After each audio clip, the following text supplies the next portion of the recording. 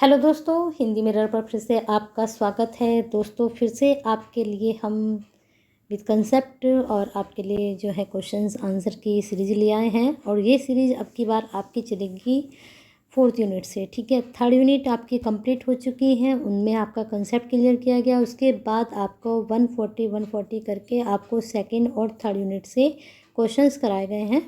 अब आपकी आ गई है 4th यूनिट। मुझे लगता है जो आपको मैंने 2nd और 3rd यूनिट कराई हैं वो पसंद आई होंगी और 4th के लिए आप तैयार हो जाइए। सबसे पहले हम क्या करेंगे, कंसेप्ट को क्लियर करेंगे। जितने भी आपके 3rd यूनिट के जो है टॉपिक हैं, टॉपिक है आपका मानव एवं पर्यावरण। ठीक है, मानव एवं पर्यावरण, इससे संबंधित आपका जो टॉपिक है, पहला टॉपिक है अंतः संबंध।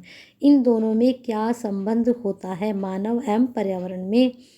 उसके बाद दूसरा आपका टॉपिक है जो पर्यावरण क्षरण है, जो आपका पर्यावरण जो ख़त्म हो रहा है उसका कारण एवं निवारण क्या है। मतलब जो आपका पर्यावरण में क्षति हो रही है उसके कारण क्या है, उसके हम निवारण क्या कर सकते हैं। 3rd टॉपिक आपका जो है पर्यावरण जो है संरक्षण, पर्यावरण संरक्षण से संबंधित है। और इसमें संरक्षण में राष्ट्रीय और अंतर्राष्ट्रीय क्या योगदान रहा है, इन दोनों ने क्या अपना जो है इसमें प्रयास किए हैं, ये समझा जाएगा। तो पहले कंसेप्ट क्लियर करते हैं तीनों टॉपिक के। उसके बाद आपके 55 या 100 क्वेश्चंस की इसमें कराए जाएंगे। तो बने रहिए हिंदी मिरर के साथ और जुड़े रहिए हिंदी मिरर के साथ और अपने टॉपिक्स के साथ साथ अपने MCQ की तैयारी करते रहिए। चलिए शुरू करते हैं। क्या होता है अंतः संबंध। पृथ्वी पर पाए जाने वाले भूमि, जलवायु, पेड़ पौधे एवं जीव जंतुओं का समूह जो हमारे चारों ओर सामूहिक रूप में है उसे हम पर्यावरण कहते हैं। दोस्तों, कंसेप्ट जब आप क्लियर कर लेते हैं तो आपको MCQ करने में कोई दिक्कत नहीं आती। डायरेक्ट कभी भी MCQ ना करें। सबसे पहले टॉपिक का जो है आप कंसेप्ट क्लियर करें, उसके बाद MCQ करें। तो ज़्यादा डिटेल में नहीं है, लेकिन इतनी डिटेल है कि आपके जो MCQ में बहुत हेल्प आपको मिल जाएगी। तो बने रहिए पूरी वीडियो में। चलिए देखते हैं। पर्यावरण के ये अजैविक जैविक संगठन आपस में अंतःक्रिया भी करते हैं। यह संपूर्ण प्रक्रिया तंत्र के रूप में संचालित होती है, जिसे पारिस्थितिक तंत्र के रूप में परिभाषित किया जाता है। तो इसमें से आपका प्रश्न बन सकता है।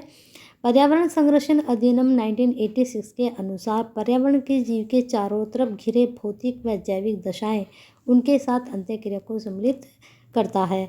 यहाँ से प्रश्न बन सकता है, क्या इस वाली लाइन से यहाँ का प्रश्न बन सकता है। ठीक है, चलिए आगे चलते हैं। परि और आवरण शब्दों को जोड़ने पर पर्यावरण शब्द की उत्पत्ति होती है। अतः पर्यावरण का शाब्दिक अर्थ है आवरण, हमें चारों ओर से घेरे हुए। ठीक है, आगे चलिए। पर्यावरण एक अविभाज्य समष्टि है तथा जैविक एवं अजैविक तत्वों वाले पारस्परिक क्रियाशील तंत्रों से इसकी रचना होती है। यहाँ से आपका प्रश्न बन सकता है जैविक अजैविक को लेकर। अगला प्रश्न है, पर्यावरण के 3 घटक होते हैं। देखते हैं कौन कौन से। भौतिक या अजैविक संगठन, उसमें कौन कौन से आते हैं, स्थल, वायु और जल।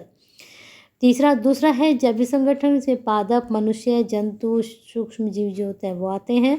फिर है ऊर्जा संगठन, इसमें ऊर्जा एवं भूपातीय ऊर्जा, ये चीज़ें यहाँ से प्रश्न जरूर आपका बनेगा। चलिए अगले उस पर चलते हैं टॉपिक पर। अब आ गए हम पर्यावरण क्षरण के क्या कारण हैं और उसके निवारण क्या हैं। जो पर्यावरण का ह्रास हो रहा है वह किस कारण से हो रहा है और हम उसके निवारण यानी कि उसके उपाय क्या कर सकते हैं।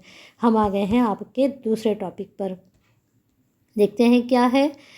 ग्रीन हाउस इफेक्ट या हरित गृह प्रभाव, इसको हम हरित गृह प्रभाव भी बोलते हैं, ग्रीन हाउस इफेक्ट भी बोलते हैं। पृथ्वी पर ऊर्जा विद्युत चुंबकीय विकिरणों के रूप में पहुंचती है, जिसे सौर ऊर्जा कहा जाता है। सौर ऊर्जा में मुख्यतः पराबैंगनी दृष्टिगोचर विकिरणें, अवरक्त विकिरणें होती हैं। तो इसको नोट डाउन करें, यहाँ से प्रश्न बन सकता है।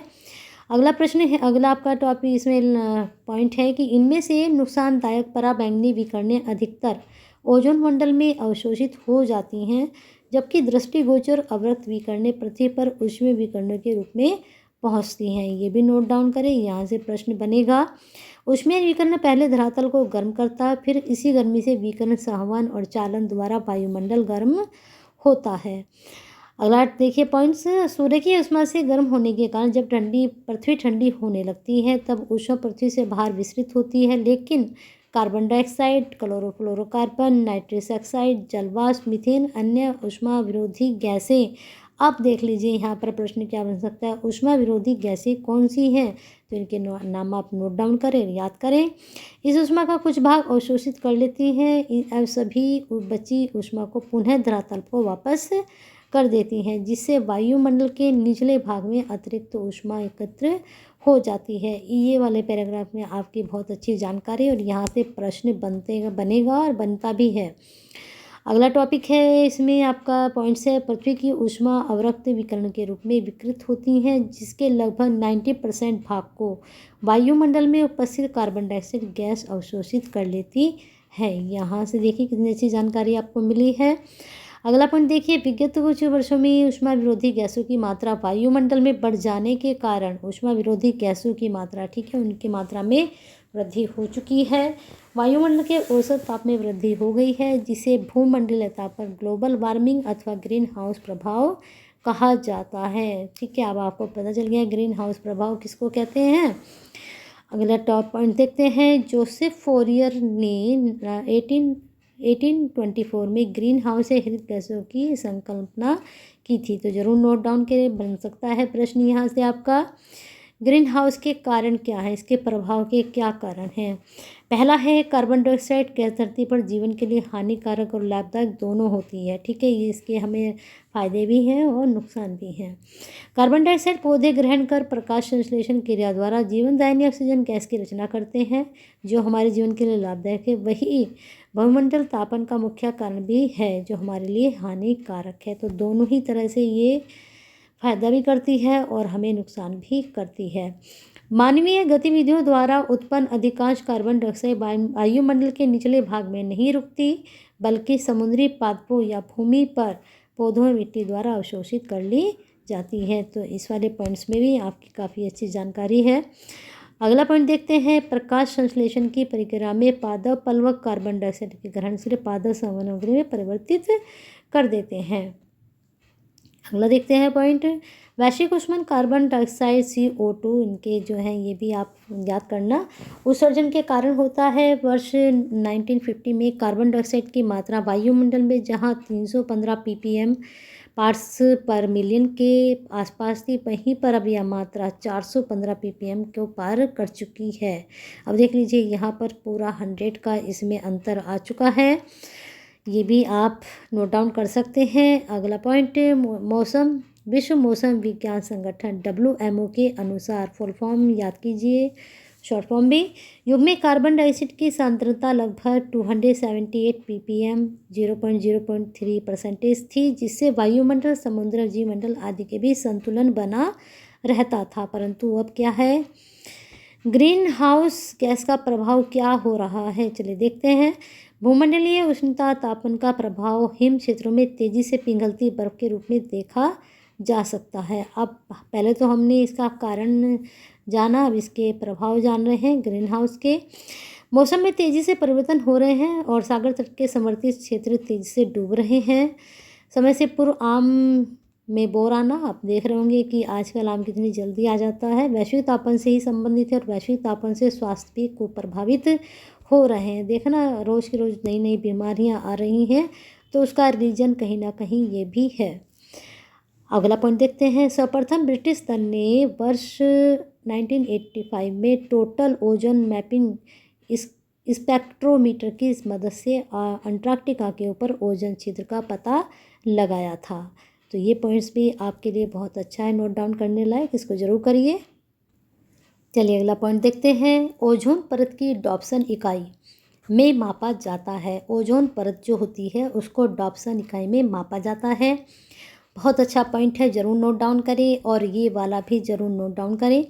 डॉप्सन यूनिट 0.c स्कैन तथा 1 atm दाब पर शुद्ध ओजोन की 0.01 मिमी की मोटाई के बराबर होती है।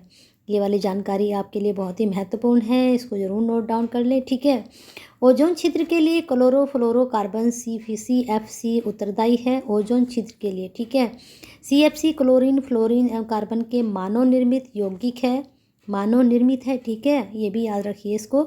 यह रसायन ग्रीन हाउस प्रभाव में योगदान देने के साथ साथ और क्या करती है, यह ओजोन परत के ओजोन गैस से अभिक्रिया करके ओजोन को ऑक्सीजन के रूप में विघटित कर देता है, जिससे ओजोन परत का क्षरण होता है, यानी कि उसका नुकसान होता है। इस पैराग्राफ में और तीनों जो पॉइंट्स यहाँ पर कराए गए हैं बहुत ही महत्वपूर्ण हैं, इनको जरूर नोट डाउन करें।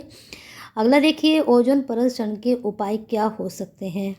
हमने कहा था ना कि इसके निवारण भी आपको देखने हैं, देख लीजिए। टोरंटो विश्वविद्यालय के वैज्ञानिक GW कैंट मूर के नेतृत्व में अनुसंधानकर्ताओं ने वर्ष 2005 में तिब्बत पठार के ऊपर ओजोन हैलो का पता लगाया था। जरूर नोट डाउन करें इस वाले पॉइंट को।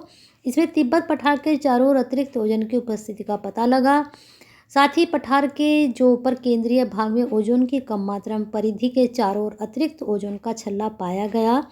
इस अतिरिक्त ओजोन की सांद्रता अत्यधिक प्रदूषित शहरों में उपस्थित ओजोन सांद्रता की तरह ही थी। ध्यातव्य है कि O3 का उच्च साधारण मनुष्य की खांसी, सीने में दर्द उत्पन्न करने साथ साथ फेफड़ों को भी क्षति पहुंचा सकता है, जिसके आजकल ये बीमारियां बहुत ज़्यादा हो रही हैं, तो उसका रीज़न कहीं ना कहीं ये भी है ना। अगला देख लीजिए, ओजोन परत क्षरण के प्रभाव क्या हैं। सूर्य आने वाले हानिकारक पराबैंगनी विकिरण से त्वचा कैंसर होने का खतरा रहता है। अधिक समय तक सूर्य के पराबैंगनी विकिरण के शरीर पर पड़ने वाले DNA में आनुवंशिक उत्परिवर्तन हो सकता है, जो त्वचा कैंसर का कारण बन सकता है। सूर्य की पराबैंगनी किरणों का सामान्यतः 3 वर्गों में बांटा जाता है। जब आप 6, 7, 8 में होंगे तब आपने ये पराबैंगनी किरणें क्या होती है ये सब पढ़ा होगा, है ना। तो वही चीज़ है ये। देखते हैं अब इसको कैसे बांटते हैं। इन्हें UVA, UVB तथा UVC किरणें कहा जाता है, ठीक है, अल्ट्रावायलेट, ठीक है। UVA तथा UVB किरणों की त्वचा पर हानिकारक प्रभाव पड़ता है। UVC भी अत्यंत घातक होती है, परंतु पृथ्वी सतह तक नहीं पहुंच पाती है। बहुत अच्छी जानकारी है यहाँ पर। हरित ईंधन के पर्यावरण से पर्यावरण प्रदूषण में कमी आती है। पर्यावरण से क्या होता है, प्रदूषण में कमी आती है। एथेनॉल एक प्रसिद्ध अल्कोहल है, इसे एथिल अल्कोहल भी कहते हैं। इसका प्रयोग हरित ईंधन के रूप में होता है, जो कि आजकल बहुत ही ज़्यादा मतलब मशहूर भी हो गया और चल रहा है। एथेनॉल एक शंकरमय पदार्थ गन्ने की शक्कर, ग्लूकोज, सोरा, पोहे का फूल आदि यहाँ पर बताया गया कि क्या होता है ये, या स्टार्च में पदार्थ से प्राप्त होता है। अगला पॉइंट देखते हैं। पाइन करंज फर्न से भी की वर्गीकरण कर एथेनॉल प्राप्त किया जाता है। इसे हरित ईंधन स्रोत में शामिल करते हैं। ये बहुत अच्छा पॉइंट है, एथेनॉल के बारे में क्वेश्चन आपका बन सकता है। अब आते हैं लास्ट आपका पॉइंट्स क्या है। लास्ट आपका टॉपिक पर्यावरण संरक्षण हेतु राष्ट्रीय व अंतर्राष्ट्रीय प्रयास। यहाँ से प्रश्न 100% बनेंगे, ध्यान से समझिए इस वाले टॉपिक को। संयुक्त राष्ट्र संघ ने 17 सतत विकास लक्ष्यों सस्टेनेबल डेवलपमेंट गोल्स SDGs का निर्धारण किया है, जिन्हें वर्ष 2030 तक प्राप्त करने का लक्ष्य है। यहाँ से क्वेश्चन आपके, अगर आपका नेट क्वालिफाई नहीं है तो यहाँ से वहाँ भी प्रश्न जरूर बनेंगे। इन लक्ष्यों को प्राप्त करने की प्रगति की दिशा में विभिन्न देशों द्वारा किए गए प्रयासों की प्रगति जानने हेतु सस्टेनेबल डेवलपमेंट गोल इंडेक्स का निर्माण किया गया है। बहुत अच्छी जानकारी, जरूर नोट डाउन करें। अगला पॉइंट है, यह सूचकांक 17 सतत विकास लक्ष्यों के संबंध में सामाजिक समावेश, आर्थिक विकास की स्थिति तथा पर्यावरण की सततता से संबंधित उपलब्ध आंकड़ों के आधार पर किया गया है। तो तीनों ही चीज़ इसमें शामिल हैं। वर्ष 2003 को UN द्वारा सतत विकास का वर्ष घोषित किया गया, जरूर नोट डाउन करें, बहुत अच्छा पॉइंट है आपके लिए ये। धारणीय कृषि का अर्थ है कि पर्यावरण को असूक्ष्म रखते हुए भूमि का इस प्रकार प्रयोग किया जाए या कर सकें उसकी गुणवत्ता लंबे समय तक बनी रहे। वर्तमान में भारत के लगभग 60% जनसंख्या कृषि पर निर्भर है, ठीक है, आधे से ज़्यादा। अब आते हैं पृथ्वी शिखर सम्मेलन। रियो समिट कब हुआ। रियो डी जेनेरियो ब्राज़ील में वर्ष 1992 में संपन्न अंतर्राष्ट्रीय पृथ्वी शिखर सम्मेलन संयुक्त राष्ट्र का पर्यावरण एवं विकास सम्मेलन था। रियो अर्थ समिट 1992 के दौरान वैश्विक पर्यावरण सुविधा GEF ग्लोबल एनवायरनमेंट फैसिलिटी की स्थापना की गई। बहुत अच्छा पॉइंट है सारे, इसमें 2-3 पॉइंट्स आपके निकल कर आ रहे हैं आपके एग्ज़ाम के पॉइंट ऑफ व्यू से। अगला देखते हैं, यह 18 संस्थाओं के साथ मिलकर 183 देशों में वैश्विक पर्यावरण से संबंधित चुनौतियों से निपटने में सहायता करता है। कितनी संस्था हैं? 18। और कितने देश हैं? 183। आगे देख लीजिए, वर्ष 2001 में COP7 की बैठक माराकेश में आयोजित की गई। जरूर नोट डाउन करें, COP7 की बैठक कहाँ हुई? माराकेश में। कब हुई? तो 2001 में। इस बैठक में प्राप्त निर्देशों के आधार पर विशिष्ट जलवायु परिवर्तन निधि the special climate change fund SCCF की स्थापना की गई। ये भी नोट डाउन करें। चलिए देखते हैं, यह निधि अनुकूल के साथ साथ विकासशील देशों को तकनीकी हस्तांतरण में सहायता करती है। भूमंडलीय पर्यावरण सुविधा ग्लोबल एनवायरमेंट फैसिलिटी GEF, जैव विविधता पर अभी समय, ठीक है। एजेंडा यहाँ पर ये आ चुका है, एजेंडा 21। एजेंडा 21 क्या है देखते हैं, ये भी बहुत महत्वपूर्ण है आपके एग्जाम पॉइंट ऑफ व्यू से। थोड़ा जूम करते हैं इसको। एजेंडा 21 क्या है? धारणीय विकास के लिए एक वैश्विक कार्य योजना है। यह पारिस्थितिक विनाश तथा आर्थिक असमानता को समाप्त करने पर बल देता है। मुझे समझ लगता है कि एजेंडा 21 क्या है आपको समझ में आ गया होगा कि ये है, ठीक है। अब देखिए, बहुत अच्छा आपके लिए चार्ट है यहाँ पर, ये समझ लीजिए। पहले स्टॉकहोम पीस वर्षगांठ, पृथ्वी शिखर सम्मेलन 1992, फिर आया आपका एजेंडा 21, इस पर समीक्षा के 5 वर्ष बाद आया पृथ्वी सम्मेलन वर्ष 1997 में। इसको आप इस तरीके से याद कर लेंगे तो बिल्कुल नहीं भूलेंगे। आगे देखिए, इसके साथ ही पृथ्वी सम्मेलन 21 में सदी के लिए पर्यावरण विकास हेतु कार्यक्रम निर्धारित किए गए। इन कार्यक्रमों को एजेंडा 21 नाम दिया गया। प्रमुख भागों में बांट सकते हैं, देखते हैं। यहाँ पर एजेंडा 21 है, इसके चारों भाग यहाँ पर दिए गए हैं। अच्छे से इसको पढ़िए, स्क्रीनशॉट लीजिए और इसको नोट डाउन जरूर करें, ठीक है। ये इसके चारों भाग हैं। चलिए आगे देखते हैं। अब आते हैं Rio+20, है ना, ठीक है। देखते हैं इसको।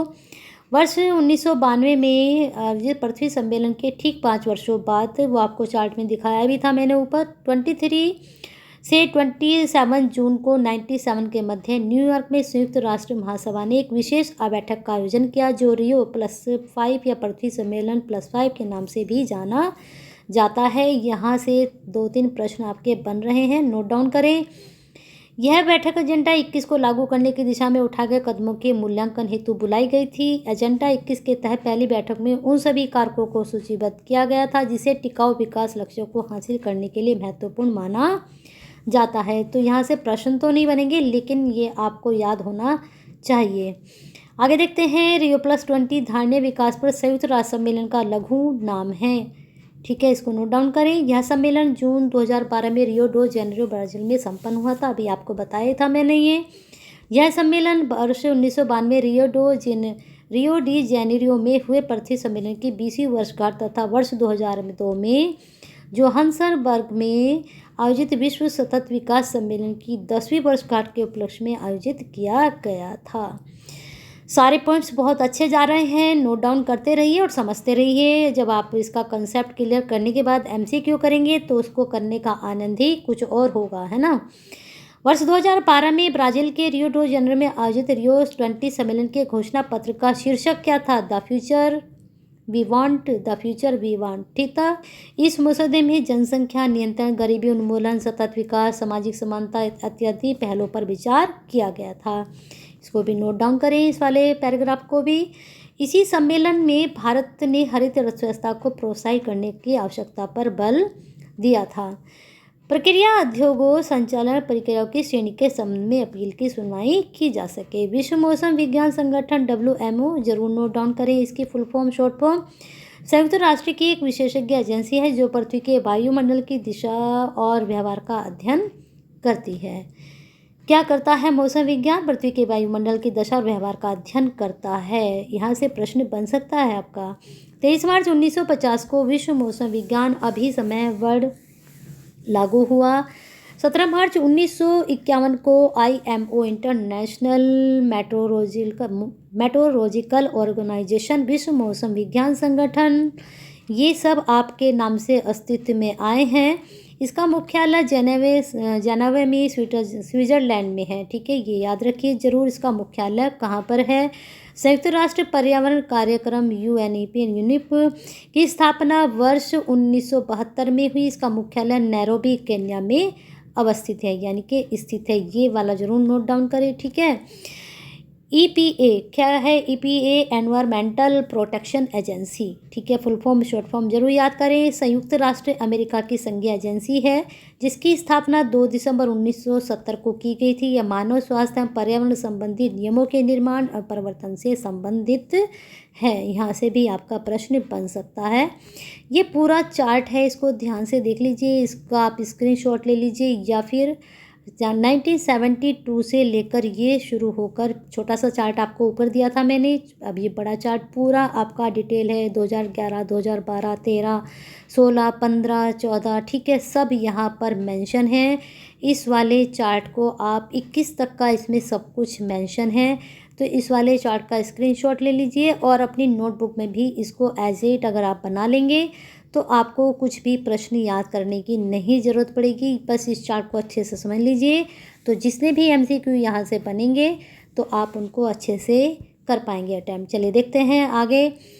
वर्ष 2015 में 21वां जलवायु परिवर्तन सम्मेलन पेरिस में, वर्ष 2016 में 22वां जलवायु परिवर्तन सम्मेलन COP22 मार्केश में मोरक्को में, तथा वर्ष 2017 में 23वां जलवायु परिवर्तन सम्मेलन COP23 बॉन में जर्मनी में आयोजित किया गया। तो आपको 23 तक पता चल गया। फिर COP25, 24, 26 यहाँ पर है, इसको नोट डाउन यहाँ से आप कर सकते हैं। वीडियो यहीं पर ख़त्म होती है। मैंने आपको थोड़े ही समय में, मुझे लगता है, बहुत अधिक जानकारी दे दी है, यानी कि गागर में आपका सागर भर दिया है। वीडियो पसंद आई है तो लाइक एंड शेयर ज़रूर करें, और जिन दोस्तों ने अभी तक लाल बटन सब्सक्राइब का नहीं किया है, नहीं दबाया है, तो उसको दबाकर ज़रूर जाएं।